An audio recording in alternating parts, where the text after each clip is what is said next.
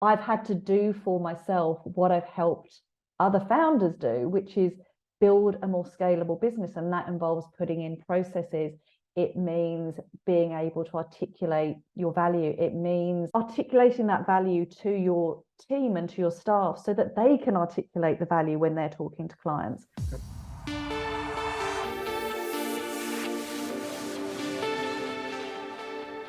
Welcome to Long-Term Thinking for Business Success, a show for and by business owners. Each episode will explore how to beat the odds and create a sustainable business and the life we've dreamt of.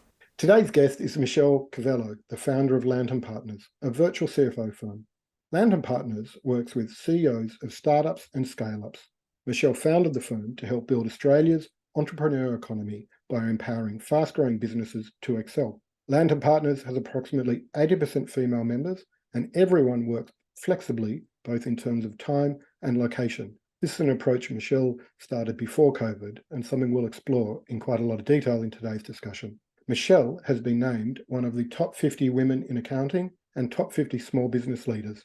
She's passionate about using her voice and her stories to support women in industry, and I look forward to exploring and listening to some of those stories today. Hi, Michelle. Welcome to the Long-Term Thinking for Business Success podcast, and thanks for joining us today. Oh, thanks for having me. It's lovely to be here. Great. I must say it's a bit of a pleasure for me to meet another business owner whose business is based on providing fractional or part-time skills to a client's business. And as we've discussed previously, my firm Inside Out Group provides marketing expertise in a very similar approach to your CFO services. And I'm sure we'll get into that in more detail. But I'd actually like to jump back all the way to 12 years ago when you started the business. When you first considered the business, what was the change you wanted to make? Or to put that another way, what's the vision you're trying to deliver and who do you hope to help? I'll answer that in two parts. I'll answer the second bit first. Who I'm trying to serve. As you said, I work with founders, CEOs of startups and scale-ups. I actually delayed starting my own firm for a really long time because the fractional outsourced virtual C-suite services, there's still a bit of education that's needed around it now. 12 years ago, it was much less well known. The type of finance that I always did within a corporate or industry perspective was around business partnering or providing kind of analytical or commercial advice. I just couldn't work out how that worked outside of a big corporate environment. I did a little bit of that sort of building the plane as I was flying it, as I left corporate. What I realized was that small business leaders, founders are crying out for that kind of support. Yes, of course, the transactional and tax advice as you start a business is fundamentally important to get right. And when we walk into a business, if that isn't right from day one, that's one of the first things that we'll concentrate on. But where we focus is on the so what of the numbers, the what next and how do I and what should I, and just making sense and telling the story behind the numbers. So that was really the vision for the business. I still can't quite believe it's been that long. Yeah, 12 years later, here we still are. Yes, it's an amazing journey. I've been in small business for, now 23 years. So yes, I understand as well. Again, just to think back over that arc of 12 years, what are you most proud of and why? I think there's something in terms of the longevity of the business. An awful lot of businesses start and not just fail, but kind of stop for a variety of different reasons. Part of what I do in my practice is coach new consultants or people trying to transition out of the corporate world into consultancy. And I see a fair amount of them go back into corporate life. So I'm really proud that I've managed to craft a career for myself that makes sense to me, but also extra proud that in doing that, in creating something that I thought would serve me, I'm serving a much broader community of largely of women who are smart, ambitious, creative, driven women who just found that corporate life didn't work for them for a variety of different reasons. And they found a place in my firm. And I think certainly the firm is much richer for it, but I also think our clients are. Because of the similarities in our business model, I've found exactly the same thing. Many of my consultants are female and not necessarily ex-corporate, but definitely ex-marketing manager roles and have moved into trying to build a life that they want for themselves and realizing it's actually hard to be a consultant. And our model of giving them a structure to work within and an environment for mentoring and training and team is really important to them, because the hard part of being a consultant is actually winning work and then prosecuting it when you're by yourself.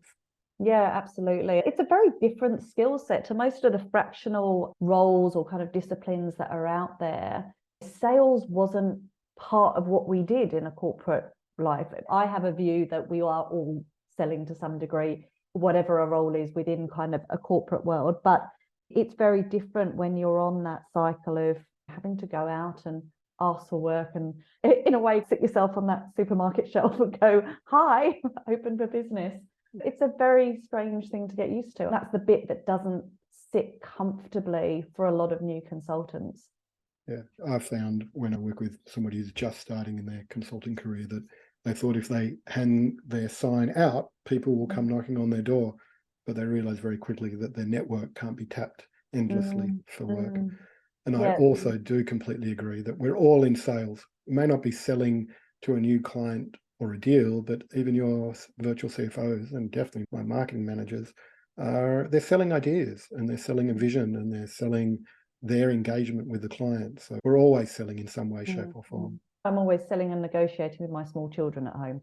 So I'm constantly practicing those skills. I note that you didn't say winning either. No. About a 50-50 strike rate, I think, on a good week. That's good. Congratulations. We've just jumped quite into a bit of detail there, but not everybody is going to understand what a virtual CFO is. So I thought, could you just explain how that works in today's business? And is this the methodology or the approach that you started the business with, or did you change the business model over time to the way it is today? So in terms of what a fractional CFO does with a business, if you broadly divide the finance discipline into the historical, and I'll include tax in that, although tax can and should be very forward-looking as well. The historical, the compliance, the kind of making sure your numbers reflect the business and they make sense. That is the transactional and, if you like, backward-looking finance work. The work that we do is more forward-looking. So taking the point in time at which you are now, the financials that underpin that, and the operational and business metrics and processes that underpin the now, and work out what that means for the future. And if you don't like that future, what you can do to change it. So we work with founders in startups and scale-ups, and generally these are businesses that are founder run, that have been really successful in the first few years, but have got to that point in the business where they have realized that they can't do everything. And in fact, they've become a bit of a bottleneck to the business, and have realized for a number of different reasons that the business that they have grown to now can't be the shape of the business going forward. So we help them build a scalable business from a financial perspective, but also as they change the business operationally, what impact is that having on their financials? After 12 years, you're really succinct and clear in articulating your business, but my guess is it hasn't always been like that. So how much of the service model and the problems that you're trying to solve for your customers are what you landed on when you first ideated the business versus as you've developed the business, you've moved into the fractional model and the problems that you're trying to solve? I think a lot of it was there from the beginning, particularly around preparing businesses for sale. In my last corporate role, we bought businesses. So I knew what a big listed company was looking for, when they're looking to buy a business, but also what was going to happen to that business when it was bought.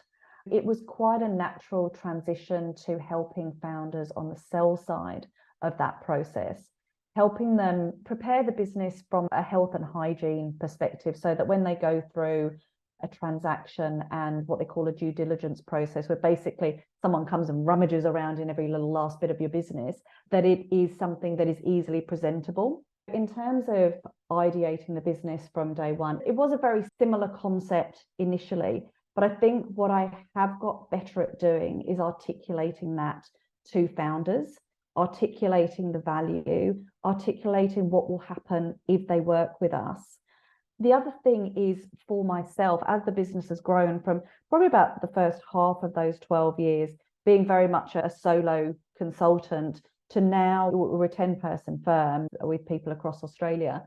I've had to do for myself what I've helped other founders do, which is build a more scalable business. And that involves putting in processes. It means being able to articulate your value. It means articulating that value to your team and to your staff so that they can articulate the value when they're talking to clients. Yep. And that's become a lot more structured over the time. Fantastic. We'll explore some of those things later on, but just before we move off that, one of the common answers to what's helped you drive a business's growth and stability and success over a longer term is systems and processes. Given that you just mentioned that, are there anything that you found has been really impactful in enabling you to step out of the day-to-day operations and being client-facing completely to now running and leading the business? It is working out where the best use of your time is. I got admin support for the first time in the history of the business only 18 months ago. So I was doing everything myself, and that became less and less productive and useful and valuable spend of time. I think before you hand anything over, you actually need to get everything out from your head and literally documenting exactly what it is that you do and how you do it, and what is the specialness and the magic of what you do, and how do you actually translate that into a document. And that's a really hard discipline for anyone, I think, particularly when your business has evolved over time. And I don't know about anyone else, but it feels like my business changes in some way on a monthly, if not weekly basis. It's never done. It's never a finished process. And I think sometimes people can get a little bit caught up with, I will get to a point where it's all done, I can document it, and then I can sail off and it will all whir behind the scenes. I do think there is that constant tinkering, and one, having the discipline to sit down and document it, and two, having the discipline to keep revisiting it at reasonable times has been really important. Yeah. And then the second thing, and this is so crucially important, is making sure you've got the right people in the right roles at the right time. And anyone that's managed to do those three things, hats off to you, because it's a constant work in progress. Particularly if you have a people-based business, that is fundamentally important. I was very precious about it when I first hired my first permanent employee, that they really had to embody the DNA of Lantern Partners. And so then, of course, in order to do that and hire for that, you've got to work out what exactly that is. Yes. One of the really helpful things I did so early on in my business, I'd come up with a name, and I wanted a website and business cards to hand out. This was, what was it, 2011, 12, and we were still merrily handing out lots of business cards. I went to a designer friend of mine. I was like, I just need you to do me like a logo to put on a business card, and then we'll do the website. Brilliant. And to her eternal credit, she was like, no, that's not how that works. And she said, I need you to sit down and work out who your ideal client is, what your values are, who do you serve, who do you work for, and what do you want to put out in the world. And so I sat down with a marketing strategist before I even really had my first client and worked all of this stuff out. And I think that helped me so much. And I'm not just saying this because you're in marketing. I will say this merrily to anyone that asks me. It's one of the most important things that I did. So yeah, and I talk a lot to consultants, new consultants that I coach about this, is work out why you are doing this and who you are doing this for. We start every engagement with what's the change you want to make and who do you hope to help? And until you've articulated that change and it is a vision or a position that you and all of your team can understand and buy into, then you'll continually get unstuck. As I said earlier, I'd love to explore more about some of these issues, but in the context of it, I'm assuming your team has your consultant CFOs and some internal staff, at least an admin person in the last 18 months, if not others. And everybody works in a distributed remote fashion. You don't have anybody working in a physical office. No. So what I'd love to do is explore that a little bit further and really dive into how you manage that, because as we all know, especially in small businesses, where more and more we're seeing that often the hybrid model of having either admin support or basic marketing execution support with remote offshore resources.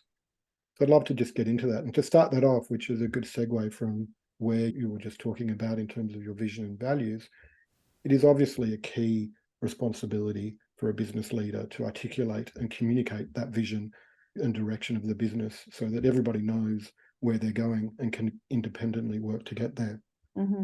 But in your model as a distributed dynamic team, how do you ensure your team understands why Lantern Partners exists and the value you want to create for your clients? And could you share potentially some of the rituals or habits you use to keep the vision and values top of mind? I really only started getting even vaguely good at this about 2 or 3 years ago, which is when I really started proactively hiring within the business and for the long term, as opposed to on a needs and quite reactive basis in line with client needs. A lot of it came down to needing to build and bring that team together. And as I said, being quite precious about what we put out into the world in front of clients. Now we have a distributed team. We don't have an office. I've dabbled with offices over the last 12 years, but it's never really stuck. And I have a conversation with my team relatively regularly when we catch up is, do you want an office? Do you want somewhere to go? And all of them are like, we either work with our clients at client offices or we work at home. We don't really want a third place to go to. Most of our team is in Sydney, and this does help. We physically get together once a quarter, and we have a framework around that in that we talk about business-specific things, so client updates, client issues, common issues, but then we also have a skills building session or an information session, or last time we had someone to come in facilitate a sales strategy session, which was really good for the team. So they know what we're trying to do, who we're trying to attract, the activities that we are doing in order to do that. It also serves the very important function of getting everyone together in a room. I think over the last couple of years, as everybody's realized the benefits that this sort of hybrid work is giving us, that much as I know there's a lot of talk at the moment, I think we are all accepting of this hybrid nature of the world. I think it is focusing on and being really intentional about the why you get together. Yeah, I agree. Versus what is very productive to be done on your own or at home, with the ability to go and take a walk around the block if you need to, or go pick up your kids, or do whatever you have to do in your life that kind of makes that all elusive kind of work-life balance make sense to you. In terms of connecting the distributed team as well, there's day-to-day stuff that we do. So I check in with the team on Zoom once a week, one-on-one. We communicate via Slack for kind of the quick things. The way that our teams work tends to mostly describe it as spokes in a wheel. So if you think about it, there's a central team, which is really kind of me, our marketing person and admin. And then you've got the individual CFOs that work very independently with clients. And they're all very experienced CFOs who are perfectly capable of handling client relationships as well as the client work. So I tend to not get as involved in that unless we're careful, where we can lose the communication and knowledge sharing is between CFOs who may be having similar issues. And of course, you're not breaking client confidentiality, but there are times when someone's come up against a similar issue that they've worked through, and we share that knowledge. So having it very intentional and front of mind, I think, is as important as the processes. Yeah, I love the word intentional, because I think that has been absent. I find it specifically in things around culture and companies that have said, oh, we need to be in the office to make sure we have a culture. And I find that is because the culture is built around a social scenario, which really for me is part of, but isn't the culture. And when you're intentional about your culture, and when, as in your model, where you've got a hybrid team in Sydney and offshore, and you want to build a collaborative team collectively, you have to be far more intentional with the things you do and how you communicate, because you can't take for granted the fact that, oh, I'll see Mary at the water cooler tomorrow and I'll ask her about that. You have to take the time to think about it, which is harder and may take longer, but the end result is far stronger, I believe. Yeah, absolutely. Absolutely. And I think anything that makes you ask, why are we doing this, is really helpful longer term. And I think also in terms of team relationships, someone was just asking me the other day, like, why are we doing that? What is that person's role? Or why are we still this kind? And those are really helpful conversations as well, because I think it's really important to have your team challenge your thinking, because no one's doing this on their own. And it certainly would be a poorer business if you were. That also cultivating that culture of people just saying, why are we doing it? I know we've done it this way for a while, but why? Because things change. Consistently asking why. I think our team is just more used to that, because that's what we're doing with our clients a lot of the time, right? We're forever asking them, why are you doing it this way? Particularly if we are working with in-house finance teams, or even a distributed network of finance support people, whether they're outsourced bookkeepers or your tax agent, and asking them why and connecting these people within this kind of distributed team. Because it's when we talk about distributed teams, you're not just talking about your own individual team, particularly when you're working in a consulting or fractional role. Invariably, you're also trying to bring together different strands of support within the client company across different partnerships and relationships, as well as with you and with your team. When managing any team, but again, I think in a distributed model, the challenges are amplified. Trust and accountability are really critical to be an effective team. Can you share your approach to building trust and accountability within your team so that they are comfortable sharing challenges and being vulnerable with each other, especially in an environment where they don't actually get to see each other and work with each other on a regular basis? It starts with your recruitment process, and it starts with recruiting the right people in, because it's not always what you as a leader of the business or a leader within the business is doing. It's a two-way street. So you have to be hiring the right people into the business that are going to value the trust and accountability as well. I think for me, it's just having constant conversations that are genuine and vulnerable, such an overused term at the moment. Just walking the walk in terms of you're not always right and you would like to hear differing views. Diversity of thought within your team is diversity of ways in approaching problems. We all deal with founders within our business all the time, and they are quite a particular breed of person to actually go and start a business. I've got to acknowledge that I'm that person as well, because I went out and started my own business, because I'm quite driven from that perspective and just go gung-ho on some things. I need my team members to go, hang on, why are you doing that? What have you gone and sold again that we haven't quite done yet? What particular plane are we building whilst we're flying it this time? Accountability for me, as well as within my team, is really good. I don't think you can build that without having the right people there and continually fostering that relationship and that environment. Yeah, I completely agree. As you said earlier, getting the right people on the bus in the right seat is the most important part of the strategic direction of a business. Just to go a little bit further into that, you talked about it all starts with recruitment, and I agree it does. How do you approach your recruitment? And maybe talk us a little bit about through the last person you recruited as a consultant. How do you manage it? Is it an interview process? Do you have different strategies for the different interviews, that sort of thing? I don't recruit when I need a role. I'm always recruiting. So I'm always having conversations with people that are maybe currently in a job, maybe starting to do some consulting, someone that talked to a friend who had a friend that is starting to explore this sort of fractional world or consulting world.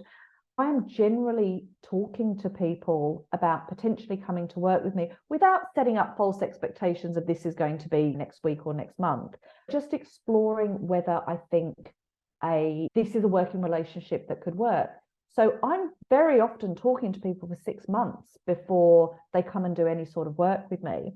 The last permanent employee I brought on board, it was the theme of her post that kind of surfaced it on my feed. She was having a little bit of a rant, quite a bit of a rant, about how short-sighted a lot of corporates are about part-time workers and the value of part-time workers. I messaged her and said, you're totally right. It's not just you. I remember how that felt as I was leaving corporate and so frustrated, didn't understand why I couldn't give the value that I wanted to give in a company that I loved, but weren't set up to do it. We were talking, I think, for about 6 months before I brought her on as a permanent part-time person. My team are often introducing me to people that they think would be a good fit within the team. So another one of my CFOs, she was introduced to me by a contract CFO that I had worked with on and off for a number of years. They're friends. She had been talking to me about this woman, Kath, for a while, and I think she'd been talking to Kath about me. And so we'd been aware of each other for a couple of years before we started working together. If you think about a traditional recruitment process, you'll put a job spec out there, you'll get hopefully a whole bunch of CVs, maybe 25% of them would be good. Then you'll talk to maybe 5, 10 absolute maximum. And that's what, an hour-long conversation. Then you talk to them again for another hour a week later. And then you have to make a decision as to whether that person is going to come into your business, represent you, work with your clients. Hats off to the people that can do it. I find that nigh on impossible. So I find that always on recruitment process really works for us. I try to have the same approach. I have a list of people that I've met that I think could do different jobs or roles or projects that I liked. And often the approach isn't specific skills to do a marketing job. It's, do they have the same values? Do they believe what I believe? Yeah. Do they behave in the same way that I think we want our people to behave, that demonstrate how we think and what we believe in? Yeah. Just to do a fairly hard left turn, I'm sure it hasn't been smooth sailing over the last 12 years. I'm sure there's been a number of bumps and challenges, etc. Could you tell us a little bit about one of the challenges that comes to top of mind for you that you've had to face, and how you've managed to change the business, or how that challenge has impacted the business to drive a positive outcome in the end? When I started the business 12 years ago, I was utterly burnt out, so spent in corporate life. I was doing silly hours, taking on more and more responsibility, more and more unreasonable tasks. My fault. I just kept saying yes to stuff and saying, no, we can do it. The pats on the head and hey, you did that really well. I absolutely burnt myself to a complete crisp as a result. I left with a very vague idea of what this business that I thought could be called Lantern Partners was and could be. That carried on for a few years, but I didn't fix any of the real fundamental issues. And by the real fundamental issues, I mean me. And I carried on within my business in a very similar fashion to how I'd operated in corporate. As I brought on more people into the business, and as I took on more billable work as well, I managed to do it to myself again and completely fried myself a couple of years ago, to the extent that I really had to take a bit of a long, hard look at how I was operating in life, and also realizing the impact that was having on my business. Around that time, I started working with a business coach for the first time in the history of the business. She has a very holistic view of life and business, which I now am a very firm believer in, as I don't understand how there would be any other way. I now talk a lot within the business and with founders and also with new consultants about how fundamentally important it is to manage your own energy within the business and to make sure that you have enough energy to do right by the business, and you are serving nobody by running yourself into the ground, particularly when you have a team who is relying on you to pay their mortgage, pay their rent, feed their family, do all that kind of stuff. That it's no longer just about me if I need to go and fall in a heap for a few months, I can. Actually, I can't anymore, because there are not only clients, but there's a team relying on me. That is a constant work in progress. I do feel quite confident now that won't happen again, because it can't. I completely agree with everything you said there. And in fact, my next question, which you've already delved into, is around building the mental muscle to be resilient every day. Because I don't think there is anything much more challenging than running a small business as a business owner. Every day, there's going to be something that you need to just let that punch bounce off you so that you can keep going. You talked about a balanced life and living that resilient life. Are there things that you do every day or every week to remain resilient and to keep focused on being able to get up the next day and, as you say, support your team and your clients? It changes. I got back into yoga for the first time, and I used to do it a lot kind of years ago. Got back into it just before the end of last year. And that's been, it sounds like a cliche, but it's been very grounding and centering to get back into a practice. You don't need to become some sort of yogi or write affirmations every day or do gratitude journals or whatever it is that floats your boat. For me, actually making sure that I have time to spend with broadening my support network, my family, my friends, they really replenish my energy. And I know for everyone it's different. Some people might just need time on their own. Some people might need to go for a run. I think when you're thinking about that balance and how you refill your cup, I think it's really important to know that it's not the same for everyone. And what is going to refill your cup might deplete somebody else's. I was at a lunch the other day with someone whose filling of cup was going for a 50k run. I can tell you that would not fill my cup. That would break me. It's got to be your thing. And I think that's really important. I agree. I do a number of things, but one of them is I walk every morning and every evening with my dog. It was only recently that I realized how much that is, as you say, filling my cup for me. And you're right, it's about identifying one thing that you can do for yourself that helps you re-energize. Taking that again a little bit deeper, do you take that message to your team? And if you do, how do you help them remain that balance? Because we can all fall prey to the ongoing demands, especially where in a relationship with a client that the client says, do this, and you go, sure.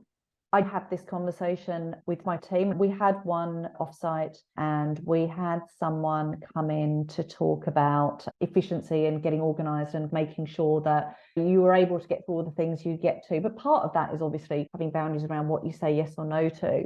All of my team work part-time and it's generally distributed across the week, but there are some days where they just don't work or they're not supposed to work. And during the course of the session, one of my team was saying she's finding that she's constantly getting called by clients on Friday, which is her day off. We unpacked that a little bit in the session. I was like, so what do you say to them when they call you or they email you?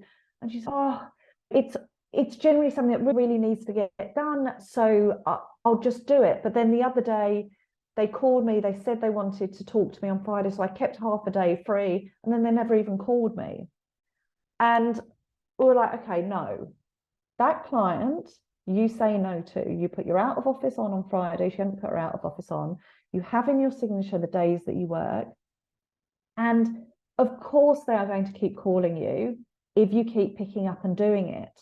And yes, okay, one day there may be a building burning down and we actually need to do it, but I can guarantee you a building's not burning down every Friday, and if it is, there's probably something else that we need to fix within the business to stop that happening.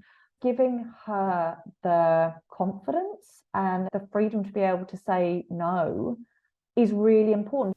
I had a conversation with someone else earlier this week where they've got two quite demanding clients who have very similar deadlines, and over the last couple of months I can tell by the conversations I've been having with her, and it's starting to wear her down a little bit.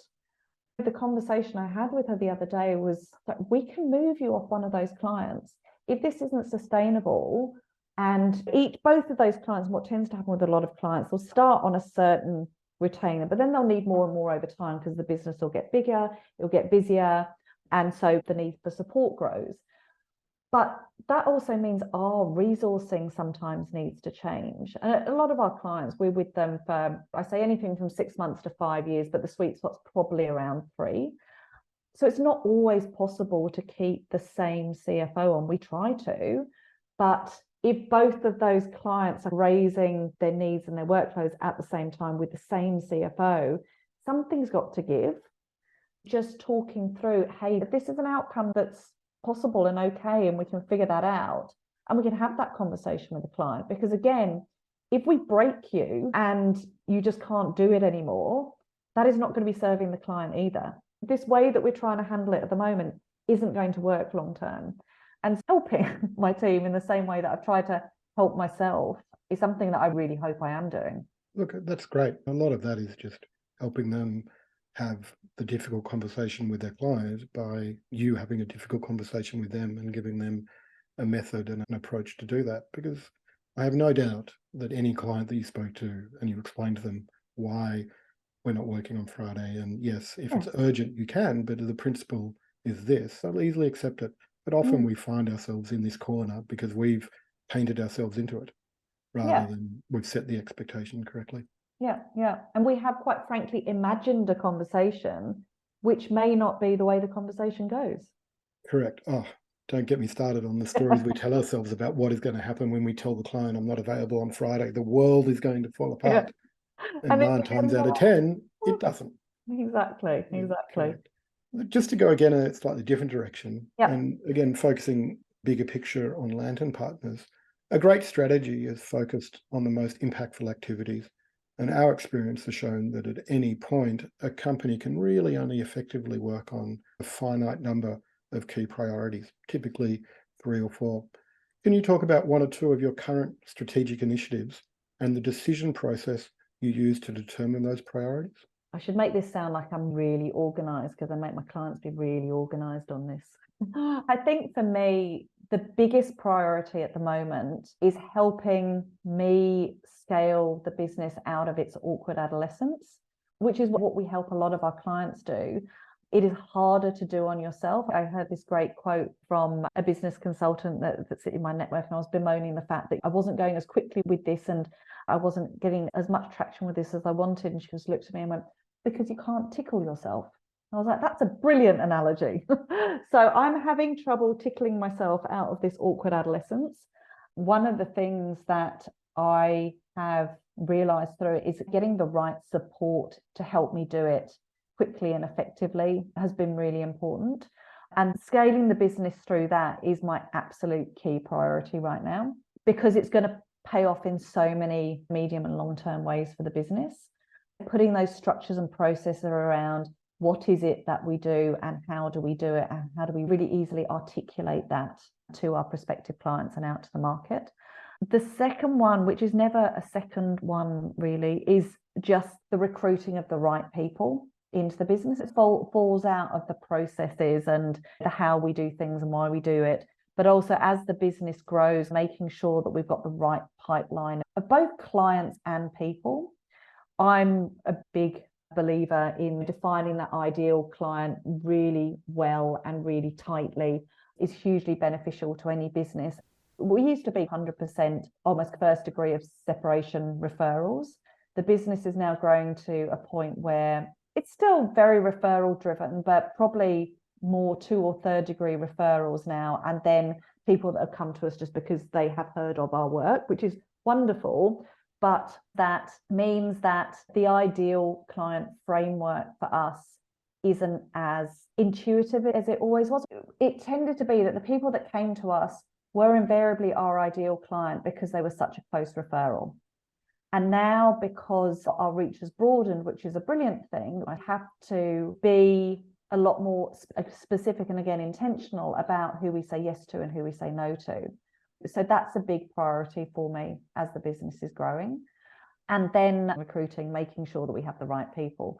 And in terms of making sure that I'm identifying the priorities and keeping myself accountable, again, it goes back to the process. Do you have a quarterly planning process? Which I now do, which I never really used to formalize before, but I now have got that in a formalized way.